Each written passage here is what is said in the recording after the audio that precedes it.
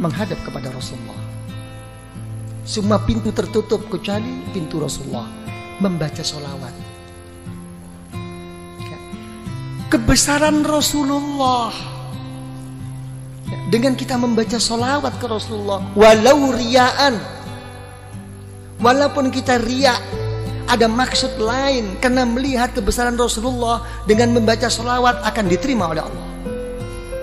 Sampai Al-Imam Ar-Ramli dan Imam Ibnu Hajar dipertanyakan oleh seorang murid, bagaimana buat saya wahai guru, dengan begitu banyak dosa yang saya kerjakan, banyak kesalahan-kesalahan, yang baik buat saya itu apa? Membaca istighfar apa sholawat? Dijawab, yang lebih baik baca sholawat. Sedangkan secara logika, kamu tuh banyak dosa, ingin diampuni dosanya, mestinya membaca istighfar. Ini tidak. Istighfar kamu tuh yahtaju ila asfi istighfarin. Istighfar kamu itu masih memerlukan 1000 kali istighfar. Belum tentu kamu istighfar kepada Allah. Makanya setengah ba'dul aulia, setengah wali tidak berani membaca astaghfirullahaladzim alladzi la ilaha illahu. Enggak berani. Saya mohon ampun. Betulkah kamu mohon ampun? Jangan-jangan habis ini kamu nanti suka lagi melecehkan Allah, kamu istihza. Enggak berani. Yang ada itu tidak mohon ampun, tapi Rabbighfirli, ampuni saya ya Allah, ampuni. Saya enggak mohon kayak saya ini orang pandai-pandai aja mengaku mohon ampun. Memang betulkah kamu? Sampai begitu akhlaknya. Ini ba'dil aulia. Tapi tetap kelas tinggi lagi wali, dibimbingnya oleh ulama thariqah. Tetap kamu harus mohon ampun kepada Allah, astaghfirullahalazim. Tapi bagaimana guru? Tapi kamu sandarnya bukan di situ. Bukan bersandar kamu mau pandai-pandai diri sungguh-sungguh mohon ampun kepada Allah. Kenyataannya kamu tidak kok. Tapi kalau kamu baca astaghfirullahalazim, kamu larikan kepada Rasulullah SAW. Kenapa? Karena Rasulullah membimbing saya menggunakan kalimah ini. Minta dukungan Rasulullah. Ini ikut. Okay, you understand?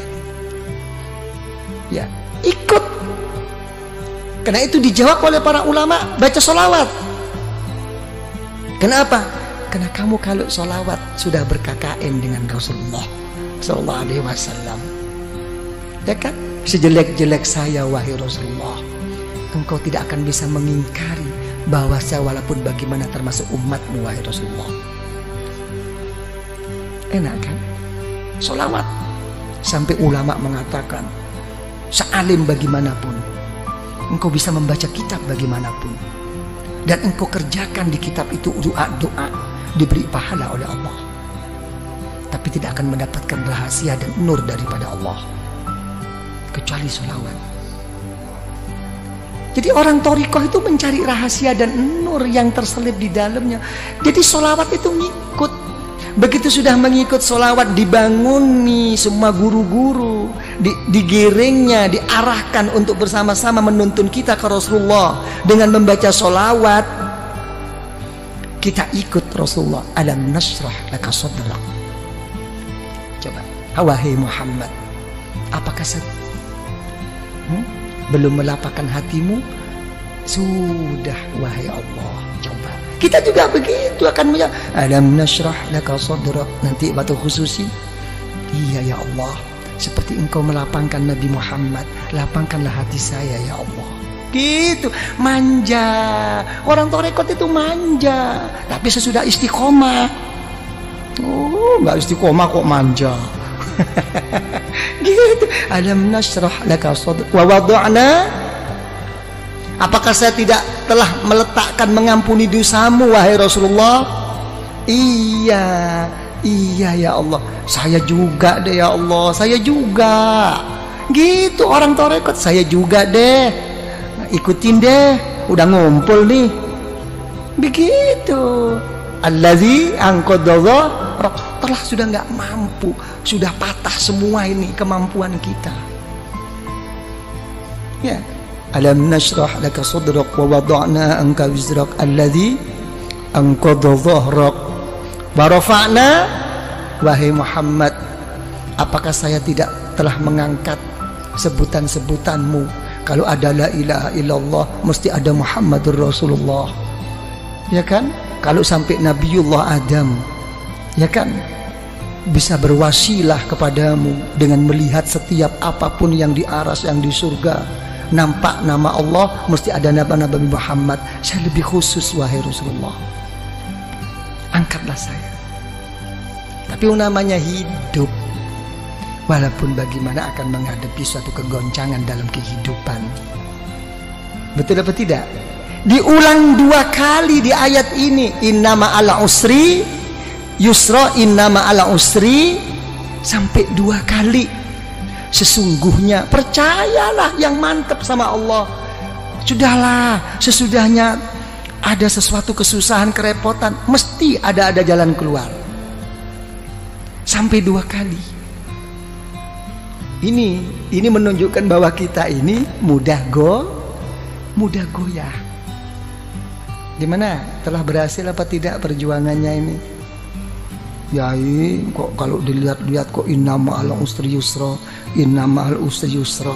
Saya kok nggak pernah yusra, kok usri terus ini, ya apa ini? Karena saya jadi usri jadi usrak terus. Ngusrak terus saya ini. Ayo ngomong. Ya, gimana kok sampai tidak berhasil semua ini? Ya, zaman dulu semuanya serba mudah, kita susah. Sekarang kok kenyataannya seperti ini Indonesia. Ini makin susah apa makin gimana ini kesempatan? Saya nggak ngomong soal susah, makin ada kesempatan nggak kita ini mau masuk ini? Nah, urusan apapun, bisnis apapun. Coba ngomong. Nggak bisa menjawab. Ya, sekarang kita ini kayak main apa? Nopo? Kartu nopo, cara bahasa Inggris apa? Gambling. Iya. Ya, kita kayak main sekarang, kita menghadapi kayak orang main apa? Spekulasi terus. Betul-betul kembali kepada takdir Allah sekarang kita, nasib-nasiban. Iya. Jadi menteri sedikit sudah seneng, jatuh lagi. Kan bingung kita ini. Ayo ngomong kalau udah begini. Nih Pak Sofyan jadi menteri tapi besok turun, bingung. Wis karuan becak bae. Iya, bisa dikasih tahu. Iya. Ini gambling ya kita ini ya, main terus ini kita. Nah, coba ya apa kalau udah begini? Hah? Tidak pasti. Keadaan kita ini masih begini terus Pak Arifin ya. Nah, tidak mau kemana arah kita ini? Ya kan ya? Coba mau kemana nih?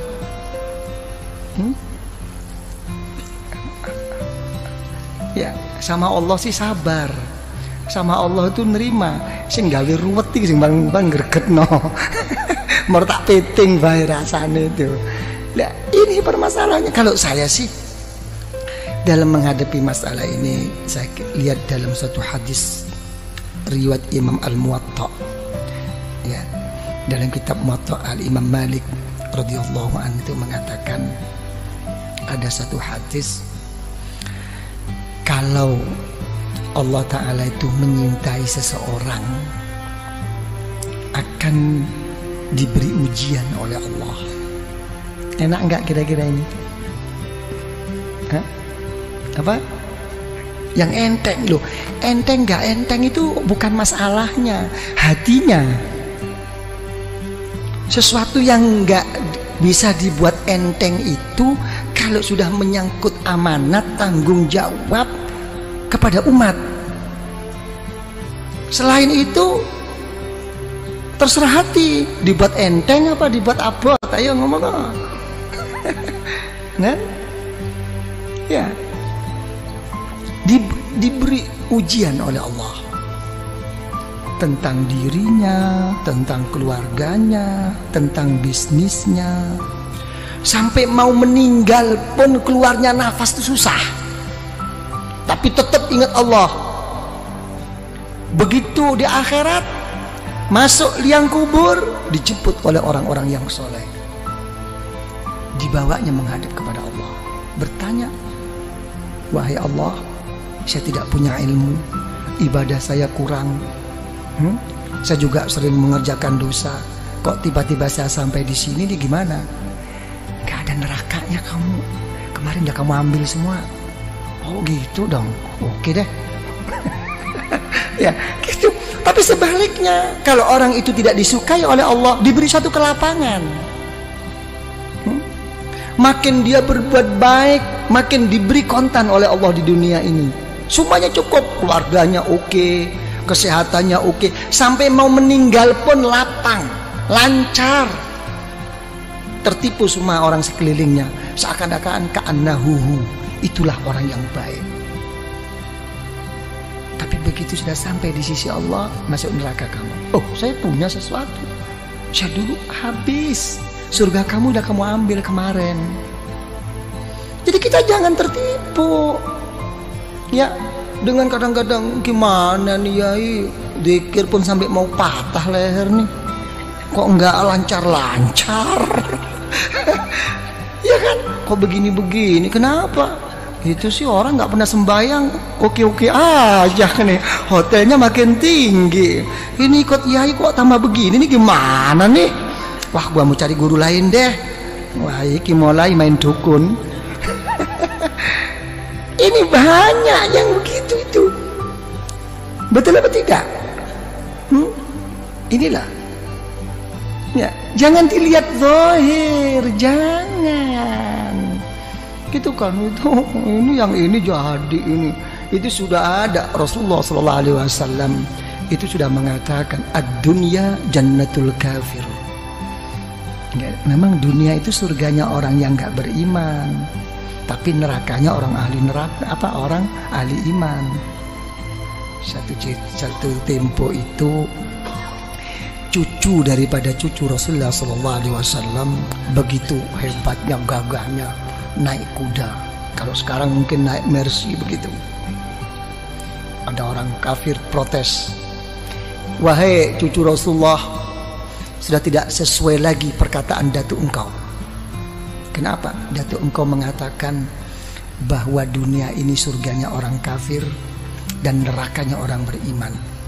Kenyataannya saya ini kafir kok melarat, kamu kok malah kaya. Kamu kok enak-enakan. Coba dijawab oleh cucu Rasulullah.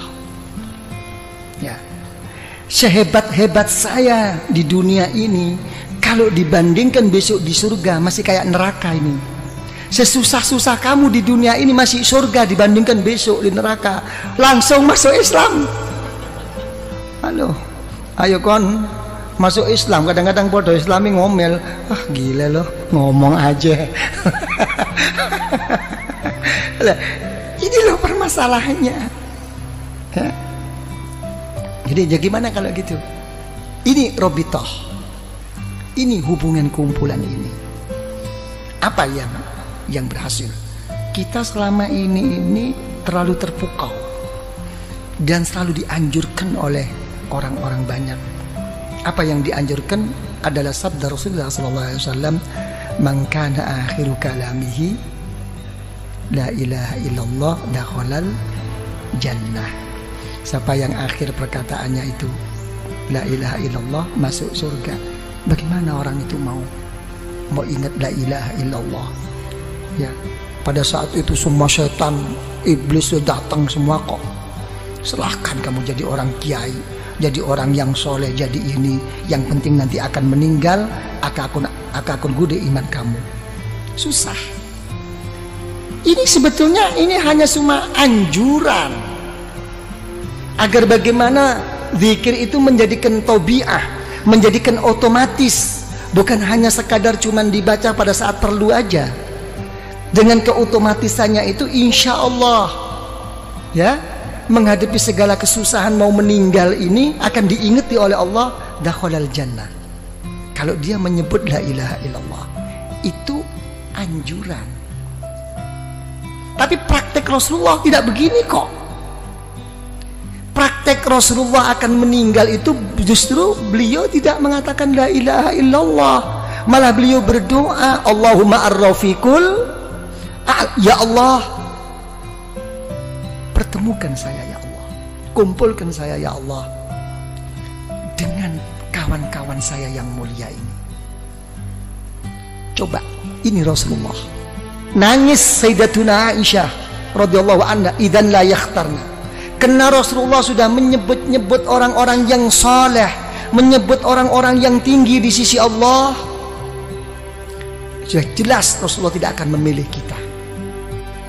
Akan kembali Rasulullah kepada Allah.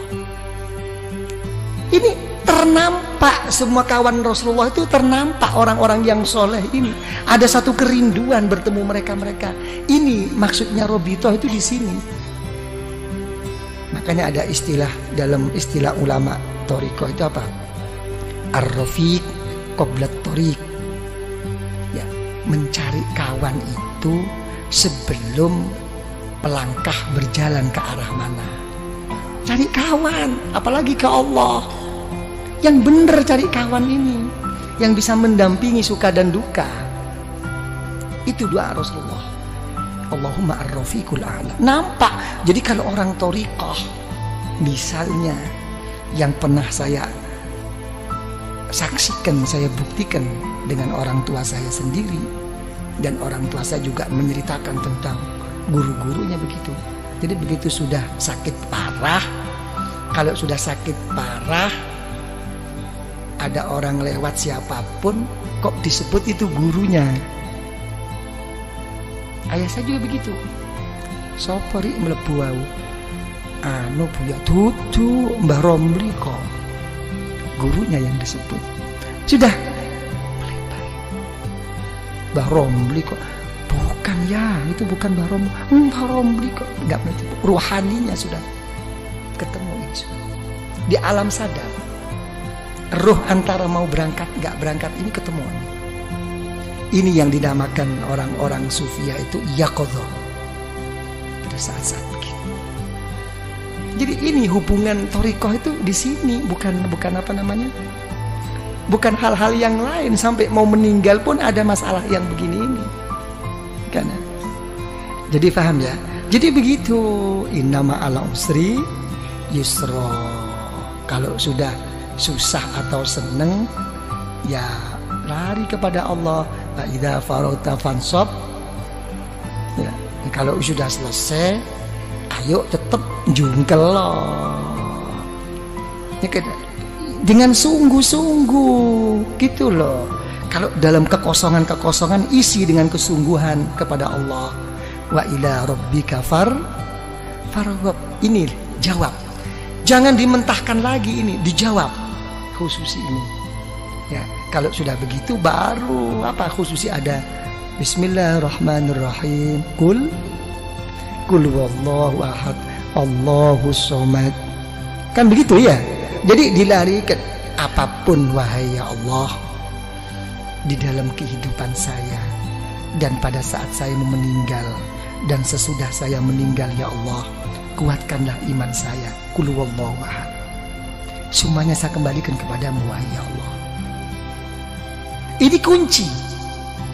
Lah, apa kalau kita sudah buka kunci itu cukup? Tidak cukup. Di sini kita digugah lagi oleh guru itu. Kirim Fatihah lagi.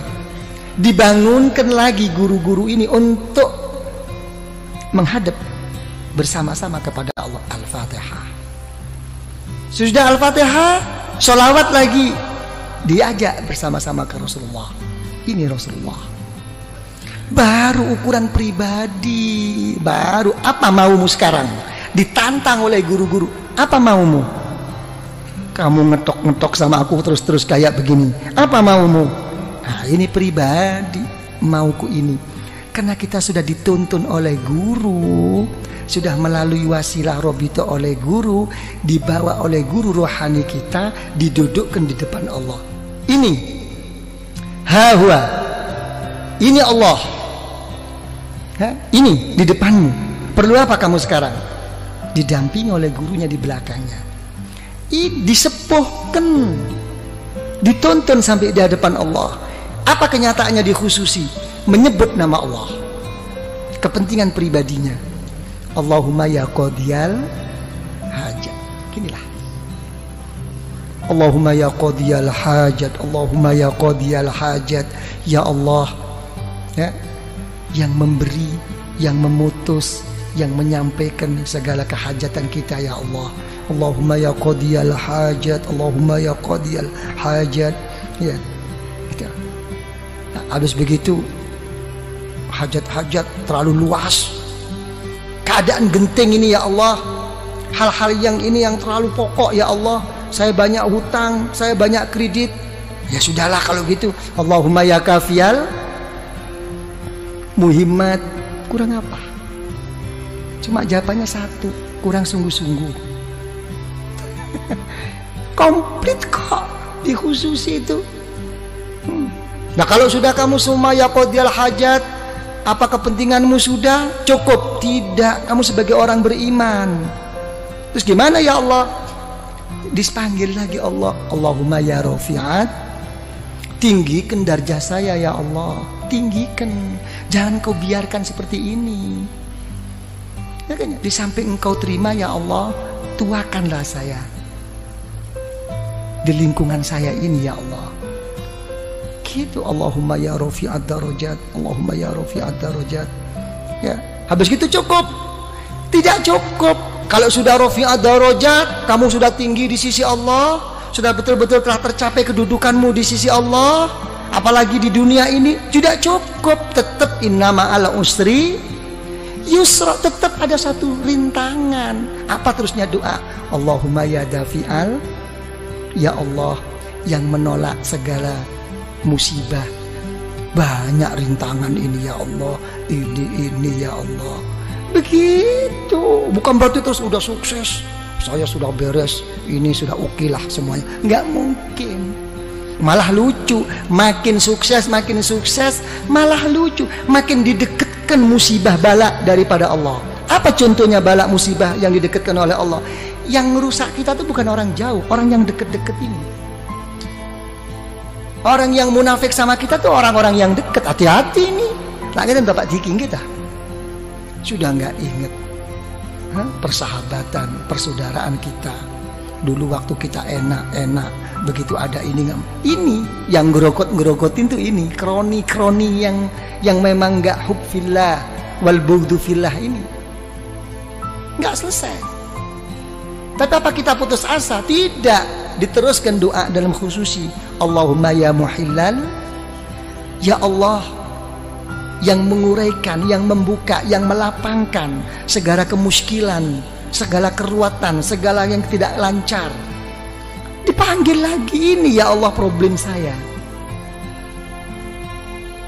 Kalau sudah gitu mau apa kamu?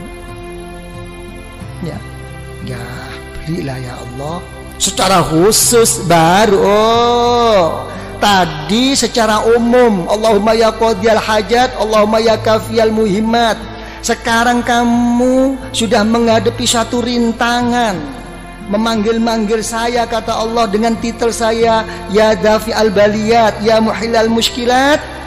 Secara khusus, Allahumma ya mujibat. Itulah ya Allah, inilah ya Allah yang membuat saya ini ya Allah, masalah ini diarahkan lagi. Sudah cukup? Nggak cukup. Artinya nggak cukup itu uang namanya kita ini manusia.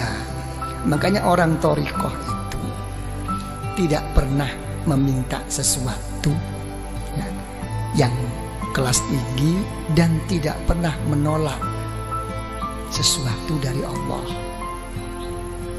Yang ditekankan di dalam hatinya itu hanya satu, bal nas'alul afiyah.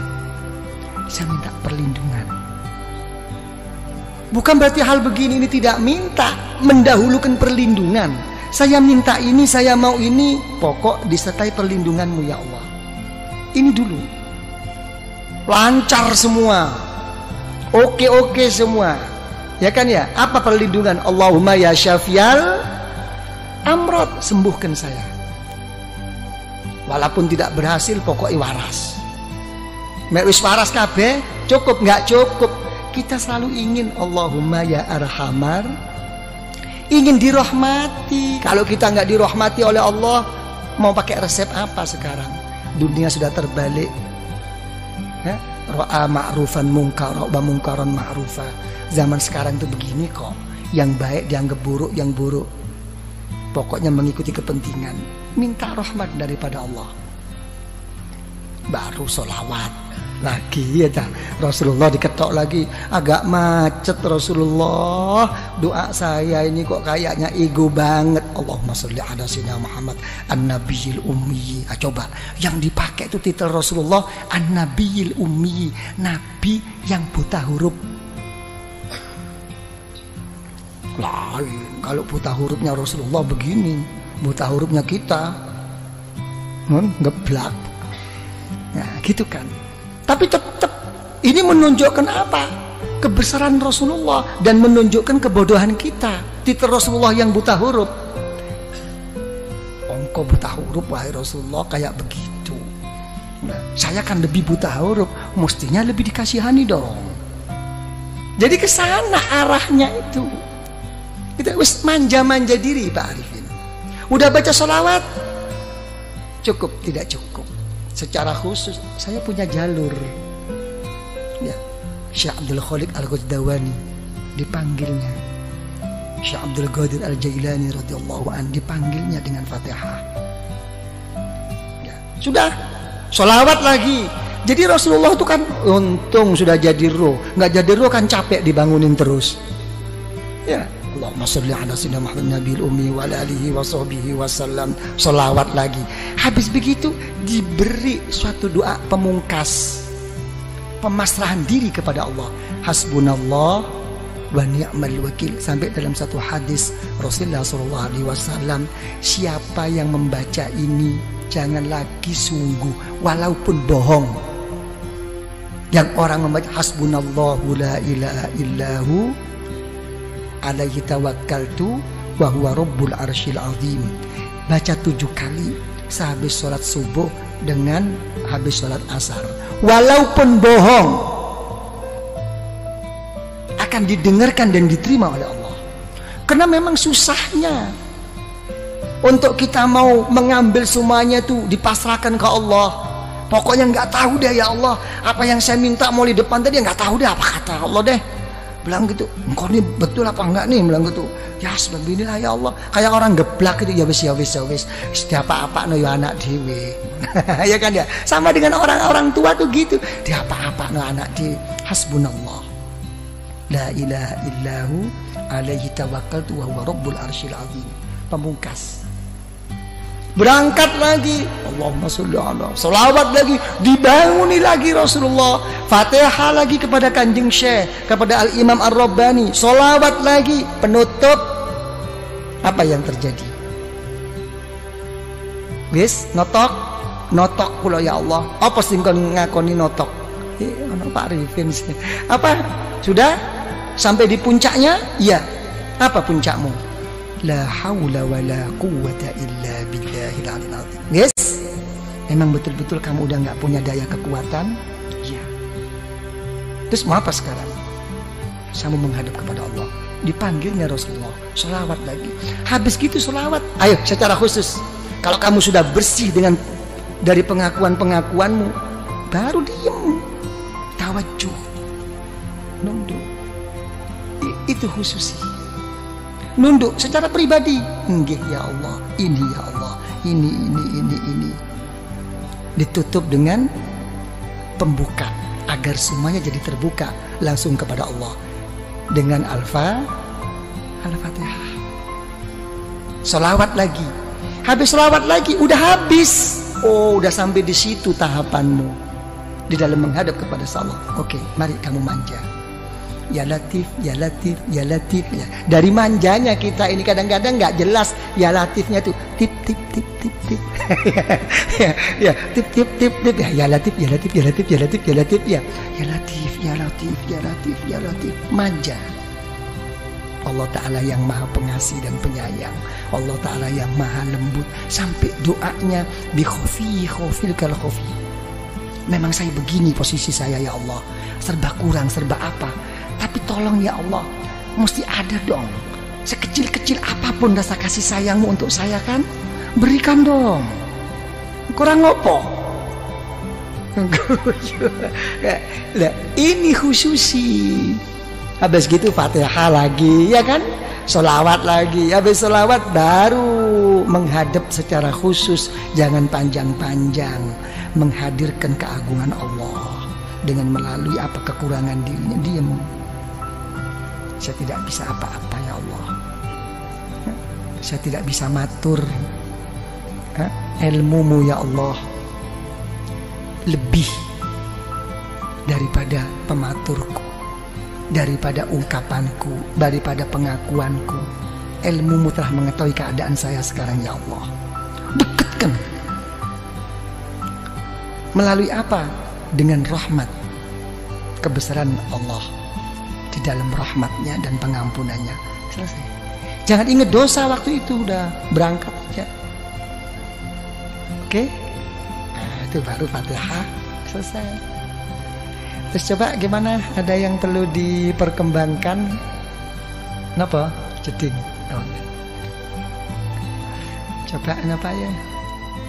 Ya, jangan lupa nanti baca apa? Hasbunallah la ilaha illahu alaihi tawakkaltu wa huwa rabbul arsyil azim. Itu pokok itu. Coba apa yang perlu dianukan? Kanca Madura. Dan kanca Madura kamu saja. Dan nggak dikasih tahu kemarin ya. Kok nggak ada muncul anak-anak di mana anak. Dan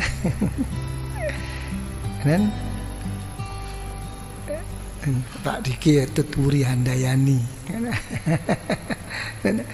Kenapa Pak Diki? Hilang semua.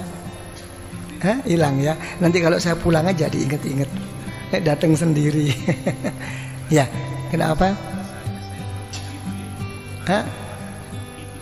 Ya enak. Tapi juga harus ke situ gitu.